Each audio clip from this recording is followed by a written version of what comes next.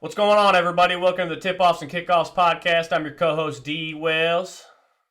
I'm your co-host, Jay. What's good, baby? Let's pod. Yes, sir. Let's get right into it. I heard something today. Kenyon Martin, he says that Draymond Green is not even top 200 of all time. Look, this man saying that's crazy. Okay, we're talking about a four-time NBA champion, four-time All-Star, Defensive Player of the Year 2017. Dude's had 31 triple-doubles, most in Warriors history, multiple all-defensive team selections, and don't forget, he's a two-time Olympic gold medalist. So this man saying he is not even top 200 is crazy to me. Draymond Green, like you said, four-time NBA champion, four-time All-Star, Defensive Player of the Year. I mean, Draymond Green's had success even when he was in college, when he played for Michigan State. I mean, he is a defensive threat, and he's always been a, enforcer. He's been that guy for the Warriors, you know? Yeah, Kenyon Martin's being very disrespectful. That's sick. Yeah, he doesn't know what he's talking about. Draymond Green's cold. I mean, he still is good. I mean, he fouls the shit out of people, and he gets a lot of flagrants, and he's been ejected in the past, you know. But that's just who he is, you know. He likes to test people. Yeah, Kenyon Martin doesn't even know what he's talking about. He's not even top 75, so he can't say anything.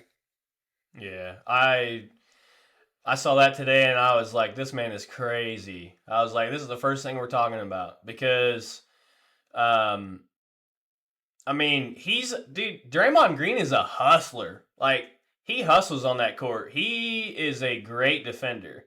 I would say I'd put him up there I'd probably say top 15 defender of all time in the NBA.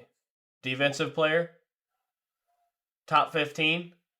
Nah, I can't say top 15. I definitely could say top 50. You think so? Overall player, I think he's top 75. Yeah. He didn't make that list a couple years ago. I think he got snubbed. I definitely think as an overall player, he's top 75. But nah, I can't say top 15 on all defense. He's right there though. Yeah, he's right there though. Well, I mean, the biggest thing with Draymond Green is obviously his defense. Yeah. If he would have said I wouldn't even put him top 200 in, just offensively, okay, I can agree with that. Yeah. But I mean, that's what makes Draymond Green is just his impact on the court when it comes to being, a defender. He's top tier in my opinion. So, all the accolades that he has, especially all the defensive accolades he has and being a four-time NBA champion, to say that you're not a top 200 NBA player of all time, bro, you're crazy talking like that. Yeah, that's insane, bro.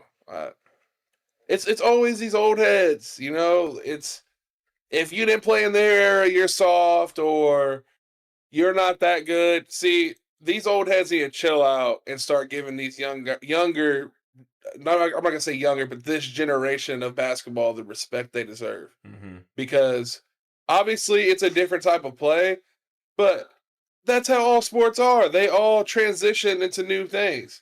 So he just needs to sit back and worry about himself because I'm pretty sure Kenyon Martin's not even an NBA champion. So Draymond Green is probably laughing with the 4 rings on his fingers. Oh, yeah. Yeah.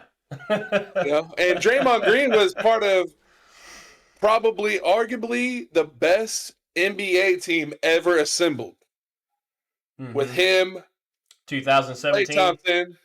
Yep. Klay Thompson, Steph Curry, and KD.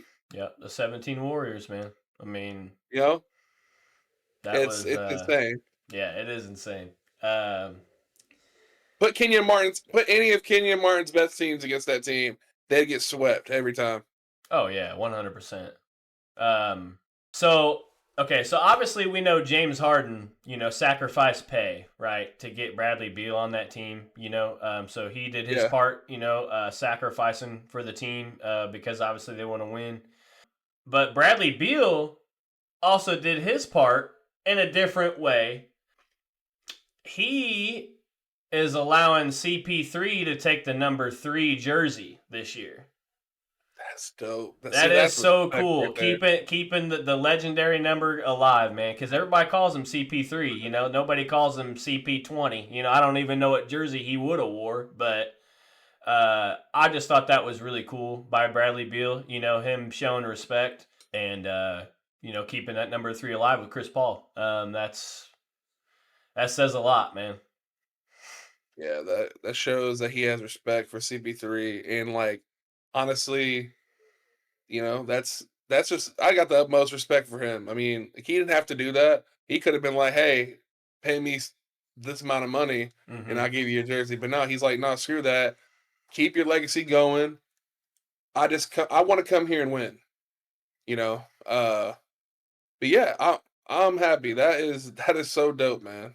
Shout out to Bradley Beal and shout out to CP3. Hey, you called that last podcast. You said CP3 was going to the Clippers, and it happened. Yeah. Me and you just keep predicting stuff like know we it. know what the future's like. I know it. Back and forth. I told you. Hell yeah, man. Hell yeah. Another thing. I want to get your thoughts on this. So Kyrie Irving, he said that he was shocked when James Harden asked for a trade. Because I don't think he found out through James Harden. I think he just found out through the media. And he was shocked about it. But what he said, not word for word, but he said something along the lines that he thinks trades or contracts shouldn't be public because he feels it's intrusive. I don't know how I feel about that. What are your thoughts? Well, he's wrong on the contracts part. Contracts should definitely be public. I'm feeling anybody could look up anybody's salary. I mean, that's public knowledge, right? Yeah. I don't see why that should be private. I mean, you're making hundreds of $1,000,000 anyways. Like, why does it matter? Yeah, but what about the that's trade or fair. the trade or the trade rumors? I think, and I think this does happen in most, like depending on who you are as a player, like how big you are. But I think most trades happen before it gets on social media. But I could be wrong though, because they do get out there quick, and some people do find out they've been traded without knowing. Because there's been people traded in the middle of the game, bro. Yeah. Yeah, no, they definitely should keep that public as well. It keeps everybody going. That keeps Twitter, Instagram, all social media flowing. Yeah. Oh yeah. Luka going to the Lakers. Man, people were tweeting for 2 days straight, bro. You refresh that Twitter page, you see everything about Luka. Yeah. Yeah. Or if somebody retires or anything, like anything big in sports, that should all be public for sure. Yeah. Oh, 100%. I agree with you. I feel like it's up to the players to decide whether they want to let their teammates know or not. I mean, sometimes, right? Like being traded in the middle of a game or something. Okay, that's a little different, right? But I mean, for the most part, if you're wanting to go somewhere or, maybe you might have heard something like, if you're going to go somewhere, that's up to you to let your teammates know.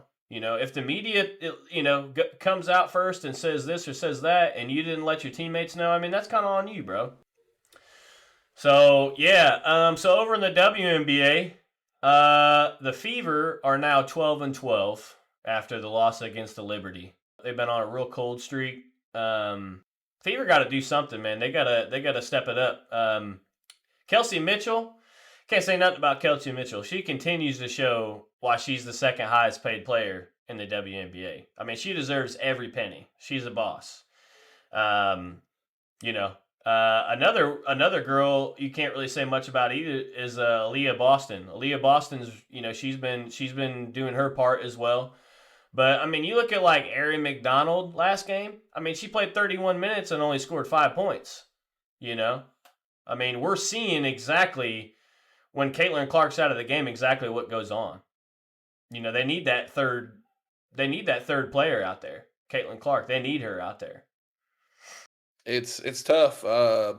She is. It says she's set to return tomorrow, but I guarantee she's gonna probably not play. It's probably gonna be game time decision, and she's not gonna play. Um, yeah, I mean, she just needs to get better.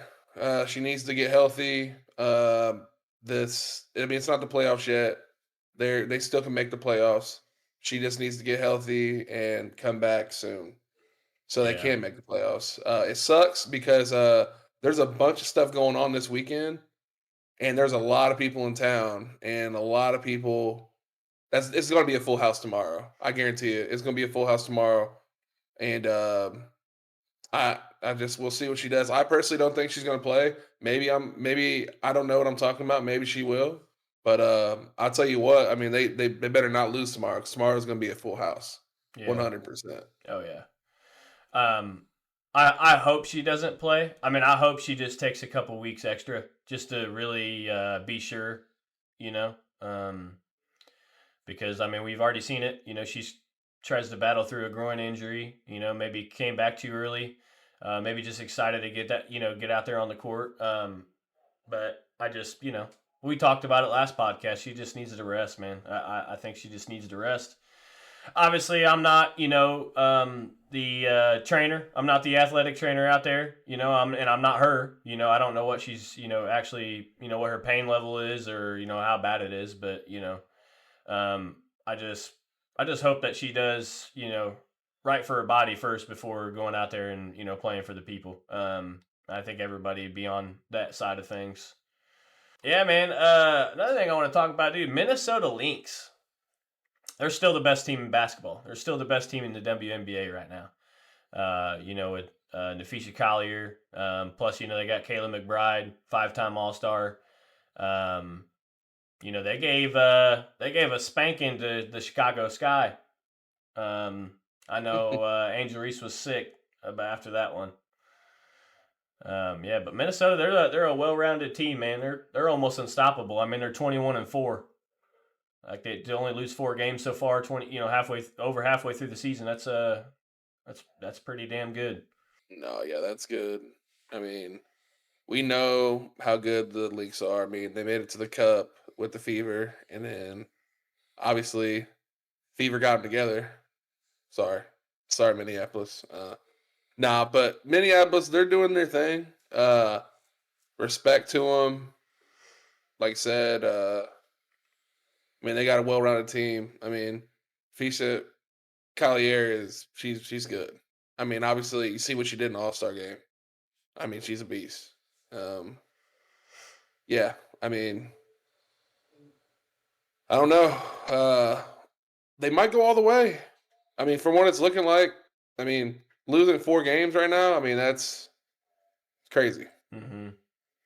I mean, you don't see that. I mean, you don't see that too many, teams going like that. But you also know they're 13-0 at home, which is insane. That's a stat. I mean, that's a stat.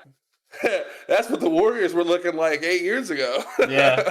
Imagine being a season ticket holder for them. It's like, damn. Every game you go to, you coming out happy. Yeah, exactly. So Collier, she had 19 points. She was 8 for 16. Good deal, 50%. Mm-hmm. Kayla McBride, she was 8 for 14, 3 for 7 from the 3. She was doing good. I mean, 19 points. Both of you got 19 points. That's major. Angel Reese didn't do that bad. She had 11 points. She shot 50%, 4 from 8, 3 for 4 out of her free throws. It's fine. She's having a little slow game. I mean, obviously, she's used to getting. Well, she almost had a triple double in turnovers. If she would have had one more turnover, she would have had a triple double. Yeah, which is crazy. Negative triple double. 11, 11, and 9. No, Dude, I'm joking. But 9 turnovers is a lot, though. That is insane. yeah. Next game, go ahead, show up, play your game, and good luck. Yeah. Well, another stat that I heard from about Angel Reese, especially from this last game. So this puts her on a 10-game streak with a double-double, okay? But the stat was that she was the first person in WNBA history to have more than one 10-game stretch with a double-double. And her first streak was a 15-game streak of a double-double. I mean, whether you want to call her Miss Me Bounds or whether you want to give her backlash on how she plays, I know how the media is with her. That's crazy. That's a stat. I mean, she's young. She's already 33rd in the WNBA history in double doubles. Angel Reese, man. I mean, she's been balling out. Obviously had a little slump with the 9 turnovers this past game. But that's not even what's crazy. What's crazy is she's on the verge of getting suspended for a game. She's received 7 technical fouls this season, and her 8th is going to be a suspension. So, Yeah. Angel, you better get it together, chill out. We're halfway through the season. Chicago Sky needs you. Hey, if you want to win some awards, you need to keep your nose clean. Just stop with all the BS. You gotta act right. You gotta be corporate, as we say. Mm-hmm. Go show up, corporate as hell. So, yeah, that's insane. I mean, like, holy crap, bro. people can say what they want, but she's gonna hold a lot of records in the WNBA. Yeah. She's gonna hold some records, and she's just getting started. That's exactly what I was just about to say. She is just getting started, dude. Like, so I saw in the NFL, okay, I saw this list, okay. Maurice Jones-Drew. Everybody knows who Maurice Jones-Drew is. He put on here his 1 through 32. I'm just going to go ahead and name the top 10 that he put, okay. So Saquon number 1, Derrick Henry number 2. I agree with those. Jahmyr Gibbs 3. I agree with that. But then it gets a little weird. Okay, he's got Josh Jacobs, Bijan Robinson, Kyron Williams, Jonathan Taylor, Christian McCaffrey, Aaron Jones, and Bucky Irving, okay, as his top 10. What surprises me is he didn't put Joe Mixon in there. He didn't put Devin Achane in there. He didn't put James Conner in there. Like, what? Well, to be fair, Christian McCaffrey was injured like 90% of the year last year. True. So this is probably going based off of last year's stats. That's why he has Bucky Irving in there. 'Cause Bucky Irving was a rookie last year. Yeah. And I'm happy with that. I'm happy with that list, to be honest with you. I would put Bucky Irving in there, hands down. I'd put him top 10 for sure. But I would put Joe Mixon in there. Like, okay, so you got Aaron Jones. I'm taking Aaron Jones out. Really? Yeah, I'm taking Aaron Jones out. He's great. I mean, don't get me wrong, but I mean, it's not like the Aaron Jones we saw, 2 or 3, 4 years ago. Like, I agree with Kyron Williams. I agree with Bijan Robinson, but Josh Jacobs. Oh, come on. I mean, but he did. The Packers had a good year last year. They did. Don't get me wrong. I don't know. I mean, he was part of that success, bro. He put Josh Jacobs in front of Jonathan Taylor. Like, Jonathan Taylor almost rushed for 1,500 yards last season. Like, well, it's because the Packers had a better season, though. That's why. Yeah, that is true. But I mean, if we're just talking about just straight running backs, like, I don't know, this isn't the 1 through 32 fantasy team. Like, 100%. Like, bro, we're just talking about overall, best running backs. I don't know. I just don't know how you can put, especially Devin Achane, bro. Devin Achane is a dog. Like, he put him at 24. Devin Achane was a beast for Miami. Has been a beast for Miami. Great receiving back, great running back. Um, you know, he was the highlight of that team whenever Tua was out. I mean, he's kind of the highlight of the team, anyways. But whenever Tua was out with all his concussions and stuff last year, Devin Achane, he popped off. Another thing I was surprised about is he put Isaiah Pacheco at number 25. He was Isaiah hurt too. Pacheco, yeah, I know, I understand that, but still, Isaiah Pacheco is a dog. Like he is Yeah. one of the most cutthroat. Don't care if he'll hit you. It don't matter. He is running full speed through the gut, bro. Yeah. Honestly, yeah. If I'm gonna change something, it's gonna be I'll put Jonathan Taylor in front of Josh Jacobs just because I think he's a more consistent running back. But I honestly just think he was being biased just based off the team success. Because obviously, I know I'm gonna get a lot of slander, but the Colts were shit last year. Mm-hmm. So I mean, Jonathan Taylor was still getting his damn near 100 yards a game, and he's been doing that for years. He's always gonna get that. Yeah. But no, other than that, I mean, I like I said, I damn near agree with that list. And just flipping them though, flipping Josh Jacobs and Jonathan Taylor. Because I think Yeah. Jonathan Taylor is easily top 5. Outside, it don't matter. He is gonna run. He's gonna run hard. He's gonna hit you.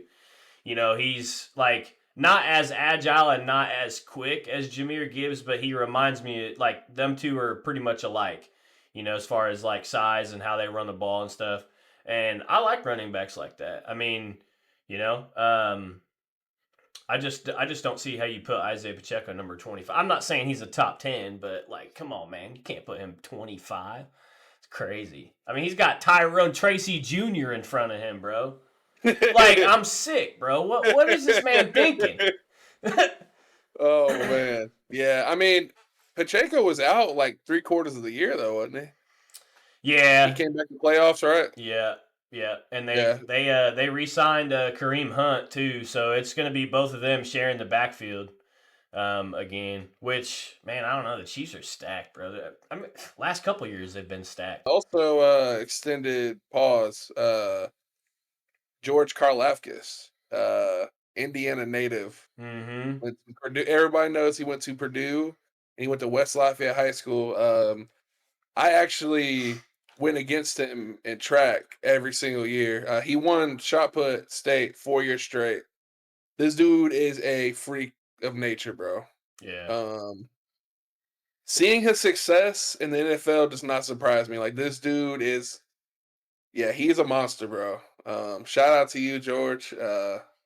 Hey man, I think you got signed for like 96 million or something. Like good shit, man. Yeah. Yeah, he's a great defensive end. He really showed it in the Yeah, playoffs too. He really I mean, he was good all year, but he he had that block definitely field goal. yeah, he definitely came up clutch several times in the playoffs for the Chiefs, man. So shout out to Yeah, him. Shout out to the Chiefs for re-signing him.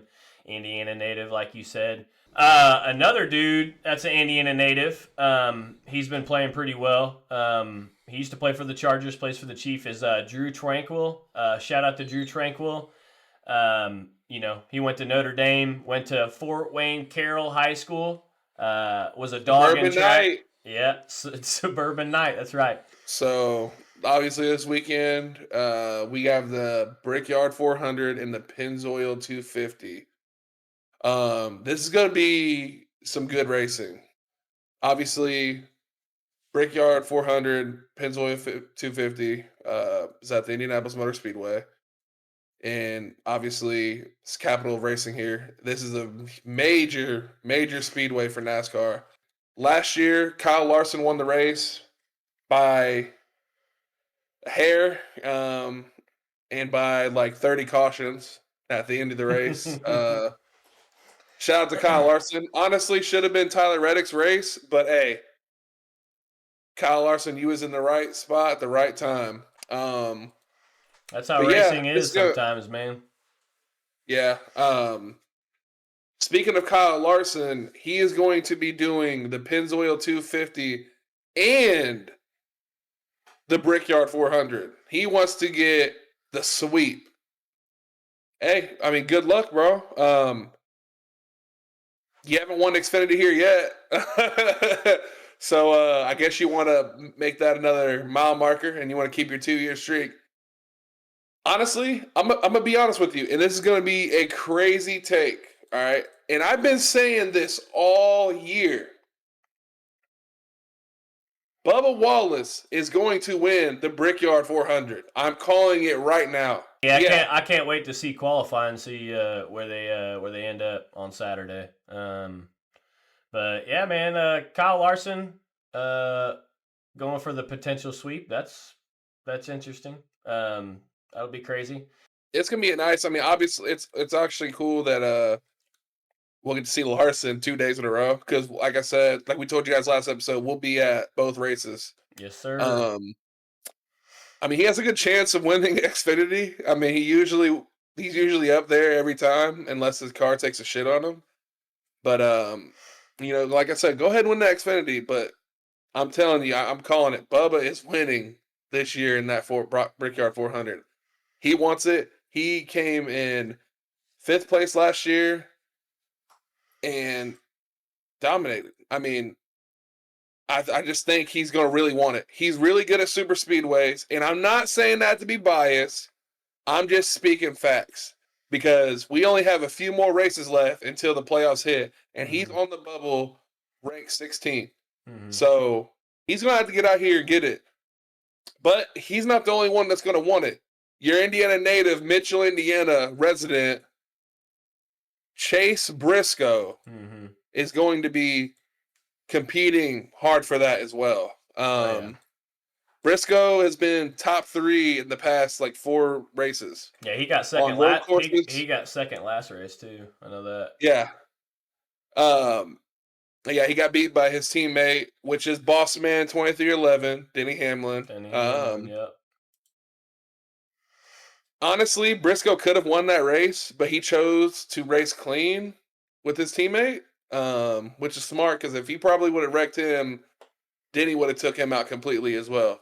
Going back to the Pennzoil 250, so last year, Riley Herbst, which he is the 3rd teammate in the 35 car of 2311, last year won the Brickyard, won the Pennzoil 250 in the Ford car 98 for Stuart Haas last year. I think he's going to try to go for it as well. I'm not going to count him out. Honestly, all 2311, Tyler Reddick, Bubba Wallace, Riley Herbst, watch out for him. Tyler won the pole last year, and he won stage 1. Bubba won stage 2, and obviously Larson won stage 3 with the win. These guys get real, Brickyard gets real competitive. Oh, yeah. It could be anybody's race, honestly. But I just think there's just key factors of certain people going to win. It's like Tyler Reddick. I can't count him out. He won the Verizon 200 back in 2022 when it was the road course. So, hey, I mean, I don't know. I'm just telling you what. If you were to put your money on a bet for the top 3 racers, I'm going to go Bubba Wallace, Tyler Reddick, and Chase Briscoe. That is going to be my top 3. Now, if we're going to go extend it and go 5, we're going to throw Larson in there, and we're going to throw in Kyle Busch. Because Kyle Busch has multiple wins in the Pennzoil and the Brickyard. Yeah. Kyle Busch is a good one. My take on it, I mean, Ford and Chevy does really well, usually, at the Brickyard. I think it's going to be a Chevy. I think it's going to be a Chevy that wins that race. I think you got, Kyle Larson, Chevy. You got Chase Elliott. You got William Byron. I personally think he's second in the points. I think William Byron, he's going to go for that top dog spot before the playoffs start. I think he's wanting it. So I think Will Byron is going to be definitely top 3, if not winning that whole thing. You can't count out Larson. You can't count out Tyler Reddick, Bubba Wallace. Chase Elliott's going to be up there. But yeah, man, it's going to be interesting this weekend. I'm excited. I haven't been to a NASCAR race in a while. So especially at the Indianapolis Motor Speedway, man, it's a great place to be. A lot of fans show up, Indy 5, whether it's Indy 500 or it's, NASCAR, Xfinity. Brickyard's a huge deal every year. it's not the Daytona 500 or nothing, but it is definitely a huge deal. People are out there all weekend camping, partying. Yeah, it's gonna be fun, man. I'm real excited. We're gonna be sitting out there on turn 4, so if you see us, shout us out. But yeah, I'm excited. So Jimmy Johnson is going to be also racing in the Brickyard this weekend, which he always does. He usually gets spun out or something. But that's not the big thing that's going to happen. The big thing is $1 million is on the line this weekend. Ty Gibbs versus Ty Dillon for the $1 million in the in-season tournament. This is going to come down to this race. Honestly, I think Ty Gibbs is going to get it done. I think all he has to do, one of them just has to finish better than the other. Honestly, I think Ty Gibbs is going to get it. I'm going to be rooting for Ty Gibbs for this. Toyota, Team Toyota around here. Monster Energy, baby. Yeah, good luck to both of them. But what's really crappy is that the $1 million goes to the team, not the racer. And they just released this yesterday. Because this whole time I'm thinking, okay, these guys about to be rolling up in Rolls Royces. Buying helicopters and private jets. Hey, we appreciate you winning this $1 million. Here's a $20,000 cut. Yeah, that's crazy. Yeah. So last thing about NASCAR. So in 2026, they are taking a break from the Chicago street race. But check this out. They are taking a break for a year, as they say, but instead of the Chicago street race, they are taking this to SoCal, baby. San Diego street race on the naval base in Coronado. No. Coronado, baby. That is going to be insane. Shout out to all my friends and family out there in San Diego. El Cajon, Lakeside, Santee, Alpine. Those are my dogs out there. Let's go. Yeah, we damn near gonna have to fly out for that one. That'll be 100%. Dope. Right by the Navy base too, bro. Yeah, if y'all haven't never been to San Diego, I suggest you go visit. It is the best place to visit in California, in my opinion. I've been to a lot of different cities in California, and San Diego is the place to be. There's a lot of stuff to do, touristy stuff to do. They got great Mexican food, the best Mexican food you'll ever have. That'll be dope. That'll be dope, them going out there to San Diego for that race, man. That is awesome. Yeah, that's insane. I'm ready. Like I said, I'm definitely going to fly out there for sure. All right, y'all. We appreciate y'all listening. Hopefully you like, share, and subscribe. We appreciate y'all listening every week, every episode. People that are listening every episode, we know who you are. Yeah, so like, share, and subscribe, and we'll keep these videos coming for you guys. Other than that, we'll talk to y'all later.